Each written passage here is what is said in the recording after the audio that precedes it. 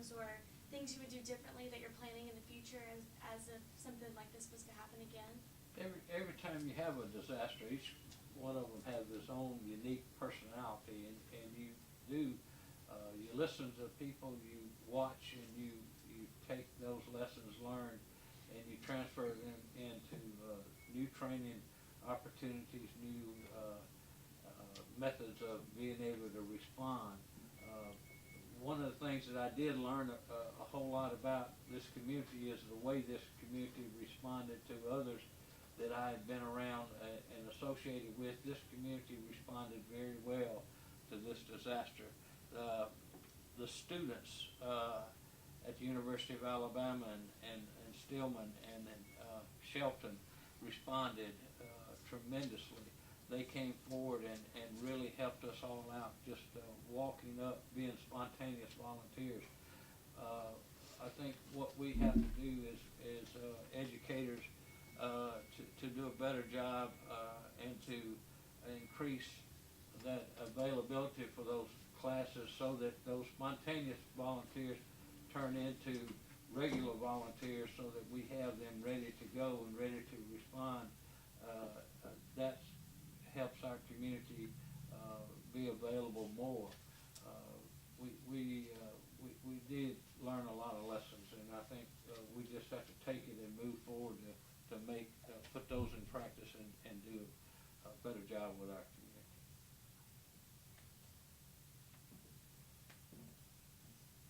Can you talk more about what you were looking for in trying to find a temporary facility? What were the necessary requirements when you were selecting this location? Well, the requirements we were looking for here was just to have a roof over our heads and have a few offices space, and it worked out great for the university mall to give us an education thing. For purposes for another facility, we're looking for warehouse space, multiple classroom facilities, and additional offices. When you look around the office, we have 2 and 3 people in each office, and we certainly need to expand on that because we certainly are proud to have our volunteers come in and give us a hand. We need to have them a place where they can sit down and they can do their work.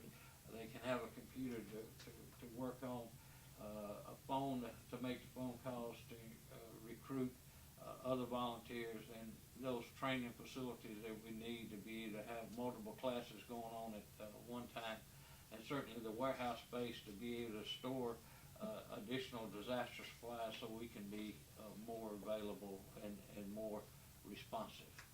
About how many volunteers come through your facility on a weekly basis? Oh, on a weekly basis, we could probably have as many as 100 coming through from time to time, but we have about 400 registered volunteers on our list, and we need all of them and more because when you work with volunteers, they're not available all at one time, or in a case like with this type of disaster and other disasters on the magnitude that we've had, they may actually be the victims.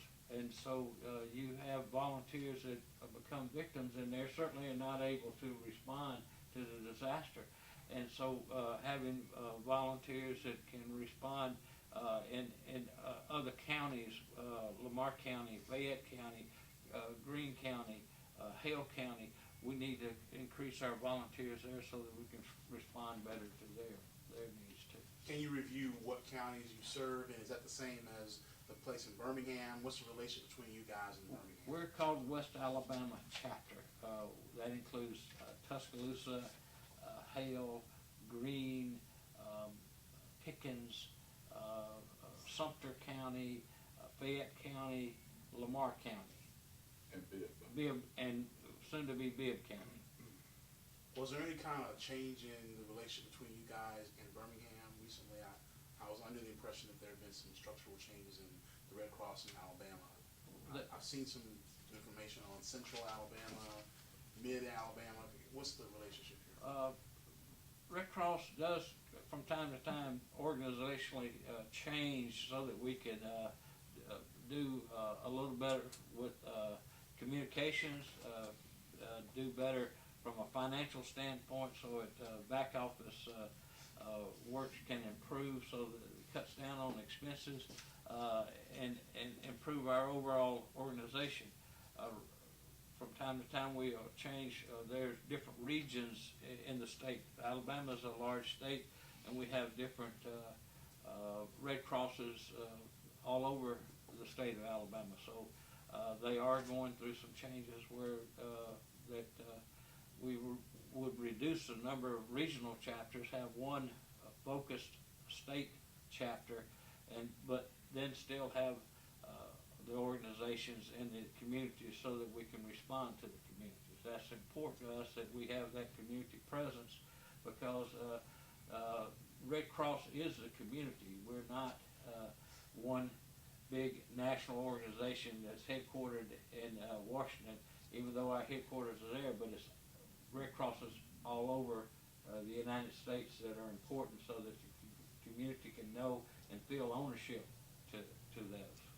In this reorganization that you just talked about, will there be any jobs lost in that, or any Red Cross people who will no longer be working at the Red Cross? Well, that's something that we don't know yet. I think they're still debating, they're still looking at that, but overall I think the effectiveness is just going to be better, because when they make a change like that, that's what we're all wanting to be able to respond better to our communities in time of disaster, or times of training and opportunities down the road.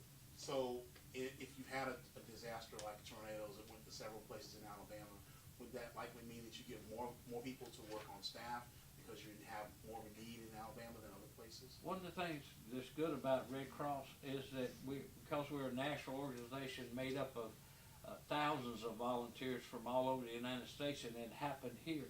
We may have 300 or 400 volunteers here, but we were able to bring volunteers from all over the state of Alabama and other states in here that were trained, that have different capabilities.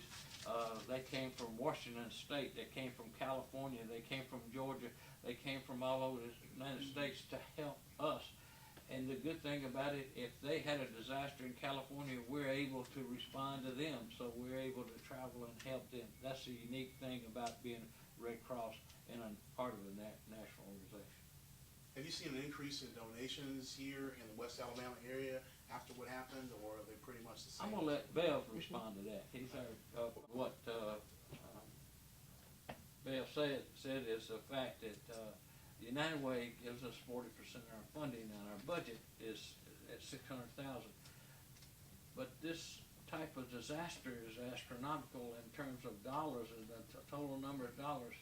We have to have those funds coming from our national organizations, which we get those gifts through everybody making those donations. So our budget takes care of the day-to-day activities. And the other thing that we have that's our most disaster is our single-family fires, and I mentioned that earlier. When you have 7, 8 counties to take care of, and most of them rural counties, the biggest disaster we have are those single-family fires where someone in a rural population has a fire. It's surely a fire that's destroyed everything that they have. And we have to respond, and we have to lift up those people to be able to provide some much needed assistance to them and take care of their immediate needs, give them some clothes and give them a place to stay for a few days, and give them some food, because they need that when suddenly they've lost everything. So that's one of the things that we respond to just about every day in West Alabama. And those donations come from our counties, because we have to provide for those from a local level, not a national level. National helps us out on the large scale disaster, but from a local level we have to provide those funds ourselves. You mentioned the United Way visit today. This is the first time they visited since you moved in?